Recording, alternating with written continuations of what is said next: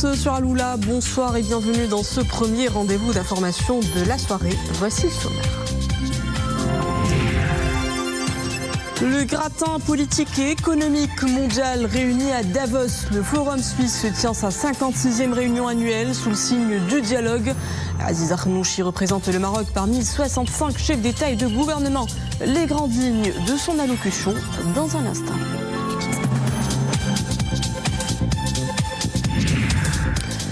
Après les Alpes suisses, nous ferons halte sur nos hauteurs du Moyen Atlas où le paysage est tout aussi enneigé. Les conditions de circulation s'annoncent particulièrement difficiles entre Azolo et Ifrane. Les autorités appellent au respect des consignes pour la sécurité de tous. Et la poudreuse s'invite généreusement sur le Haut-Atlas. 10 bons centimètres de neige tombés aujourd'hui sur Al-Haouz. Pas de quoi décourager les visiteurs. Nous le verrons sur la route reliant Marrakech et Imlil, où le trafic peut se montrer par endroits interrompus. Les déneigeuses entrent en action pour dégager les routes. Bonsoir. Avant de développer ces titres, ce message de condoléances et de compassion adressé par Sa Majesté le roi Mohamed VI au souverain d'Espagne, Sa Majesté le roi Felipe VI et Sa Majesté la reine Laetitia, à la suite du déraillement de 2 trains à grande vitesse dans la région d'Adamous, ayant fait plusieurs victimes et blessés.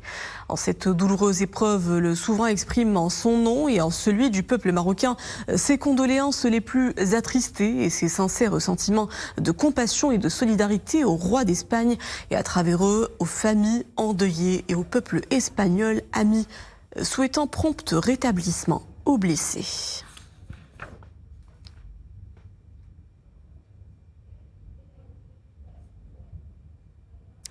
Direction à présent les Alpes suisses où se déroule la 56e réunion annuelle du Forum économique mondial. Davos accueille cette semaine la classe dirigeante mondiale.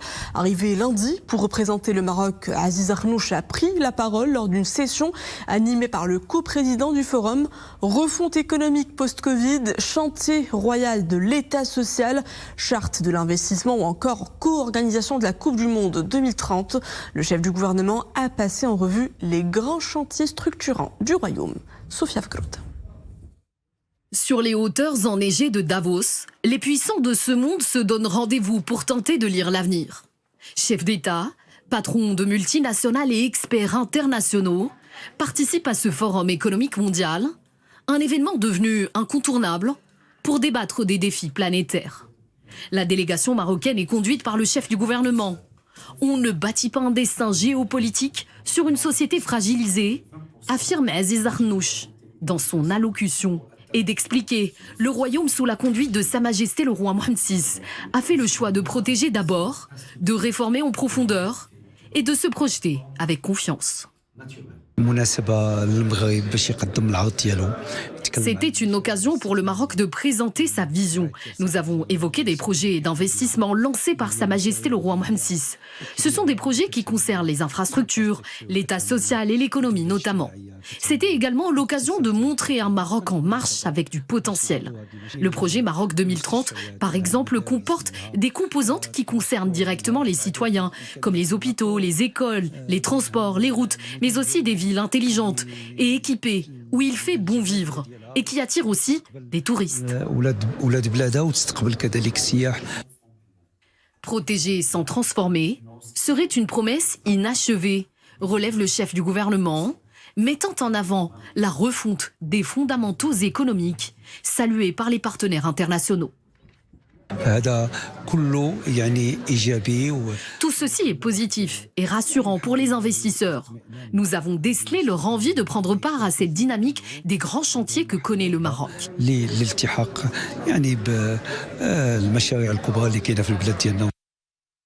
Aziz Arnouch a mis en exergue la décision inédite de co-organiser le mondial avec l'Espagne et le Portugal, des pays avec lesquels le Maroc entretient d'excellentes relations, mettant en avant les avantages que cela présente en termes de proximité géographique, même fuseau horaire et de climat méditerranéen. Quittons les Alpes suisses pour un décor tout aussi hivernal. À Ifrane, la neige recouvre les cèdres jusqu'à 15 cm de poudreuse par endroits. La chaussée est glissante, rendant les routes difficilement praticables. Un sacré défi pour les automobilistes contraints de redoubler de vigilance. Certains ont dû même patienter sous des températures en dessous de zéro sur une route temporairement coupée. La situation sur place dans ce sujet d'Ahmed El-Fadili et Nisri El-Hamdaoui. Rouler sur une route sous la neige n'est pas une mince affaire. Les automobilistes sont appelés à réduire considérablement leur vitesse et à doubler la distance de sécurité. Nous sommes dans le Moyen Atlas. Et ce matin, la route numéro 8 reliant Azrou à Ifrane a été temporairement coupée à la circulation en raison des fortes chutes de neige. Les usagers de la route ont dû s'arrêter et patienter sous 0 degré jusqu'à ce que la voie soit libre. Lorsque les autorités installent des barrières et ferment certains axes, nous n'avons d'autre choix que de nous conformer à ces mesures. Tout cela est pour notre sécurité et celle de l'ensemble des usagers de la route.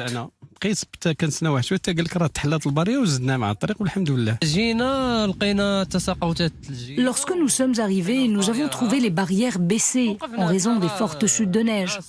Nous avons donc suivi les consignes des autorités locales, car il y va de notre sécurité. Je suis venu de Kenitra et je me dirige vers Ifrane que je visite chaque année en cette période. À chaque fois que je trouve les routes coupées à la circulation, je m'arrête et je me plie aux mesures de sécurité des autorités. Notre sécurité n'a pas de prix. Dans ces conditions météo extrêmes, les chasse-neige sont de sortie. Les automobilistes sont invités à les suivre avec patience afin de bénéficier d'une chaussée bien traitée. Cette année, la neige est tombée en abondance. Les températures ont fortement baissé. Ces conditions météo entraînent le manque de visibilité sur la route. Du coup, nos interventions sur le terrain étaient de plus en plus compliquées. Nous travaillons jour et nuit pour dégager les voies enneigées afin de garantir la sécurité des usagers de la route. La neige et le verglas sont des défis majeurs pour la conduite. Avant de prendre le volant, quelques précautions sont à prendre afin d'éviter certains désagréments comme les collisions, les sorties de route ou encore les pannes. Nous appelons les usagers de la route à suivre les bulletins d'alerte et à redoubler de vigilance. Limiter les déplacements non essentiels lors des pics d'intempéries et procéder à un contrôle de l'état mécanique du véhicule. Et surtout, se conformer aux consignes des autorités locales. Être capable de faire face aux conditions climatiques rigoureuses au volant exige une bonne préparation en amont. Car la conduite sur une route enneigée ou gelée ne s'improvise pas. Et la neige sera de la partie demain à Taza, Gersif, Sfro, Boulmen et Midelt avec des cumuls compris entre 15 et 30 cm. Il tombera entre 10 et 15 cm à Ifrane et Azilal, puis entre 5 et 10 cm enregistrés à Al-Husayma, Bni Mellal, Taroudin, Al-Haouz, Tinrir et Ouarzazat. Et le temps restera pluvieux tout au long de la semaine sur plusieurs de nos régions. Il tombera entre 30 et 50 mm ce soir et demain sur les régions du nord, également sur le Moyen Atlas et la côte centre. Puis à partir de vendredi, la pluie deviendra plus intense dans le nord, également à Taza, Taounat, Sfro, Moulay Yaqoub, Meknes, Ifrane, Khnifra, Midelt, Bni Mellal et Azilal. Enfin attention au vent, il soufflera jusqu'à 90 km/h ce soir et demain sur le nord, la côte centre et le sud, le Moyen Atlas ainsi que l'oriental.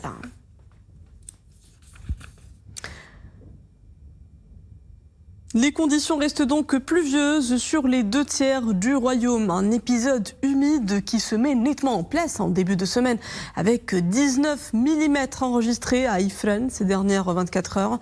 C'est l'apport le plus élevé. Nous relevons 8 mm à Meknes, 7 à Kenitra, 4 mm à Casablanca et Ibn Slimane, 3 enregistrés du côté de Salé, Nouassar, Mohammedia, Larache et El Jadida. Enfin, comptez 2 mm pour Rabat, Taza, Sidi Slimane, Stat et Tit Mellina. Et le ciel se montre également perturbé de l'autre côté de la Méditerranée, dans le sud de l'Italie. La Sicile, la Sardaigne et le Calabré ont été placés en vigilance rouge. 3 régions frappées par de violentes intempéries après l'arrivée de la tempête Harry. Un épisode intense qui balaie par des vagues de 5 mètres de long la Catania et de 8 mètres à Mazara del Vallo. Une mer très agitée qui a entraîné l'évacuation de 200 communes en Sicile où la fermeture des écoles a été ordonnée.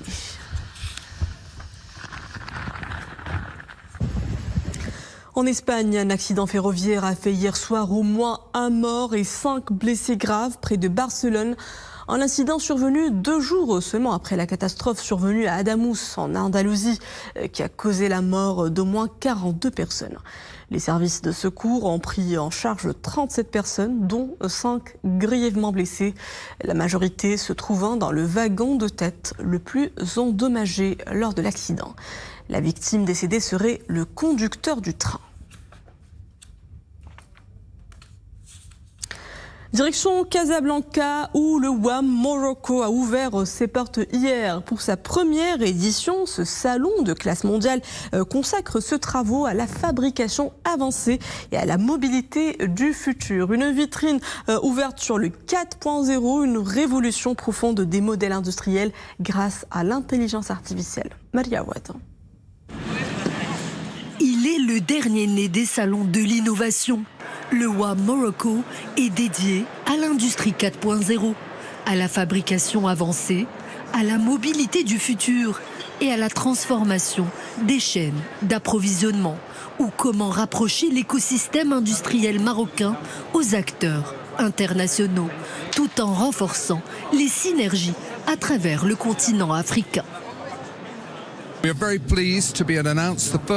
Je suis très heureux que cet événement de grande ampleur se passe au Maroc. Nous avons choisi le Maroc parce qu'il constitue un point de stratégie pour l'expansion vers l'Afrique d'abord, puis vers l'Europe.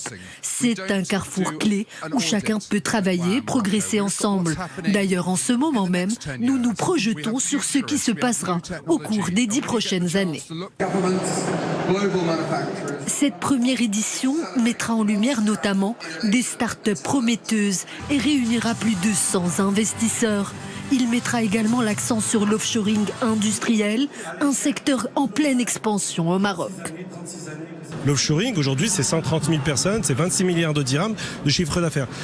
Mais tout cela, c'est important aussi de voir qu'il y a d'autres entreprises qui sont les startups et qui sont les PME Tech. Ces startups, ce sont des explorateurs de l'innovation. Ils vont là où personne n'est allé. Tourné vers l'innovation, la compétitivité et l'avenir, le WAM Morocco incarne un nouveau levier de croissance pour l'industrie marocaine et pour son rayonnement outre-Atlantique. Sport football, le Maroc finaliste à domicile de la CAN sur le podium de l'équipe type. 2 jours après la fin du tournoi, le groupe d'études techniques de la CAF a retenu 4 joueurs marocains dans ce 11 idéal de la 35e édition. Brahim Diaz, meilleur buteur de la compétition avec 5 réalisations bien alignées sur le côté droit.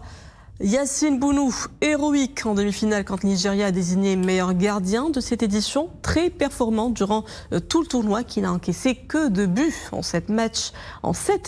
Et puis ses coéquipiers, Achraf Hakimi, qui a pu disputer cette CAN après sa sérieuse blessure à la cheville.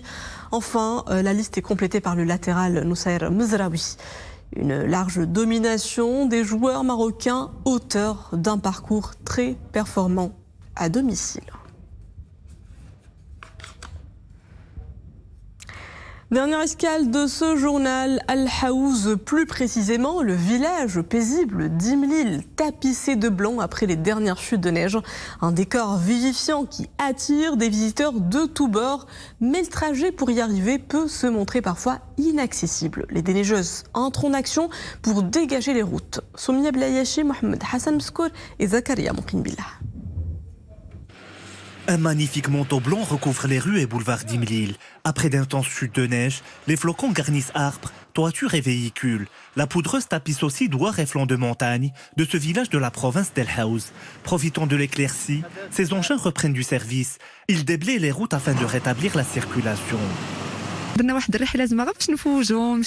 Nous sommes en voyage à El Haouz pour profiter de ces beaux paysages. Nous y avons passé 2 jours. Imlil est une belle ville. Sa population est accueillante et son climat est doux malgré le froid.